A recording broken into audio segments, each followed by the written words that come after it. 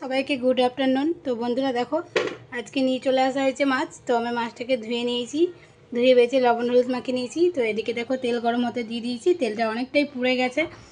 আর এইদিকে দেখো ঢেঁড়স ভাজা করব আলু দিয়ে, এই যে আলু কাটা আছে। তো তোমরা দেখতে থাকো বন্ধুরা, আমি কিভাবে করছি একটু তোমাদের সাথে শেয়ার করব। তো বন্ধুরা দেখো, আমি মাছটা ভাজতে বসিয়ে দিয়েছি। তো আমি অল্প করে ভাজছি, কারণ মাছটা আমার কাছে ভেঙে যাচ্ছে, তার জন্য। দেখো বন্ধুরা, দেখো আমার মাছ ভাজা কমপ্লিট। আর এদিকে দেখো আমি আলু কেটে নিয়েছি। আর এদিকে দেখো কড়াইয়ে তেল দিয়ে দেবো একটু। তো তেল দিয়ে দিয়েছি আমি, তারপরে তেজপাতা আর একটু পাঁচফোড়ন দিয়ে দিলাম। এবার দেখো যেটা আলু কেটে রেখেছি সেটা এখন দিয়ে দেব, কারণ কড়াইটা তেতে গেছে।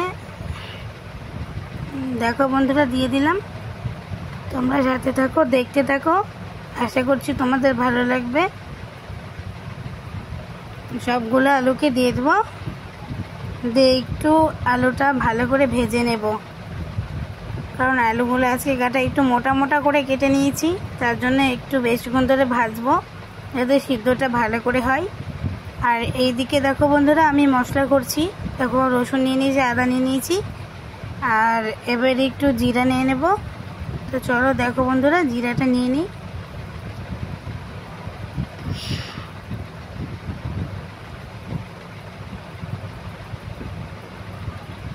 এই দেখো জিরা নিয়ে নিলাম, জিরাটা একটু পরিমাণটা বেশি নিলাম, কারণ এই মাছটা যেহেতু ঝোল হবে, তো আর ঝোলটা খুব একটা পাতলা ভালো লাগে না, তাই একটু গাঢ় করবো, তার জন্য একটু জিরাটা নিয়ে নিলাম বেশি করে। বন্ধুরা দেখো আমি পেঁয়াজটাকে কুচিয়ে নিয়েছি, এবার পেঁয়াজটাকে দিয়ে দেবো। এই দেখো আলুটাও ভাজা হয়ে এসছে, আলুটাও লাল লাল হয়ে ভেজে এসছে, দিয়ে দিলাম পেঁয়াজটা।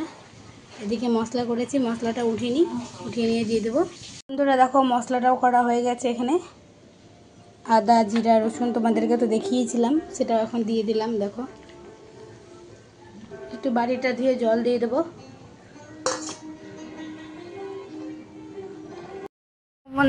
দেখো বন্ধুরা বাটিটা ধুয়ে একটু জলও দিয়ে দিলাম। তো চলো একটু ভালো করে কষিয়ে নিই মাছটাকে, একটু আলুটাকে একটু ভালো করে কষিয়ে নিই, তারপরে তোমাদের সামনে নিয়ে আসছি। তোমরা দেখতে থাকো, পাশে থাকো। আর এইদিকে ভাত বসিয়ে দিয়েছি আমি। তো বন্ধুরা দেখো আমার মশলাটাকে ভালো করে কষা হয়ে গেছে, লবণ হলুদ সব দেওয়া হয়ে গেছে। টমেটোটাকে কুচিয়ে নিলাম, টমেটোটাও দিয়ে দেবো। আমার তরকারিতে টমেটো না দিলে আমার একটু ভালো লাগে না, কিন্তু একদিকে আমার টমেটো খাওয়া বারণ, কিন্তু কি করব, তরকারি টেস্ট না হলেও তো আবার কেউ খাবে না, সব দিকেই ঝামেলা। আর তরকারি টেস্ট আমাকে করতেই হবে, সে আমার জান চলে যাক, কিন্তু তরকারি আমাকে ভালো করতে হবে, নাহলে কেউ খাবে না। দেখো বন্ধুরা টমেটোগুলোও না আমার গলে গেছে। তো এবার আমি জল দিয়ে দিই, একটু জল দিয়ে দেবো। আমি খুব একটা তরকারি ভালো করতে পারি না বন্ধুরা, তোমরা আমার ভিডিওটা দেখো প্লিজ, কেউ স্কিপ করে দেখো না। আমার ভিডিওটা জানি তোমাদের ভালো লাগবে না, যেহেতু আমি ভালো ভিডিও করতে পারি না। তো আমি দেখো ঝোলের জন্য জল দিয়ে দিলাম। তো চলো একটু ফুটে আসুক ঝোলটা। তো বন্ধুরা দেখো আমার ঝোলটা ফুটে গেছে, আমি মাছগুলোকে দিয়ে দিয়েছি।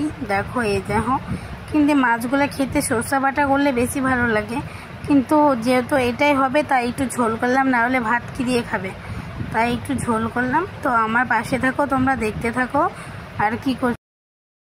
আর এদিকে দেখো বন্ধুরা ঢেঁড়স আর আলু ভাজা বসিয়ে দিয়েছি, অবশ্য হয়ে এসছে, এখনই নামিয়ে দেবো সব। তো দেখো বন্ধুরা আমার রান্নাবান্না কমপ্লিট। দেখো এখানে করে নিয়েছি আর ভিন্ডি আলু ভাজা, ডিমের অমলেট আর মাছের ঝোল দেখাচ্ছি তোমাদের, মাছের ঝোল। আর এই যে এদিকে ভাত। তো বন্ধুরা এখানেই শেষ করলাম। আমার ভিডিও ভালো লাগলে লাইক কমেন্ট শেয়ার করে পাশে থেকো।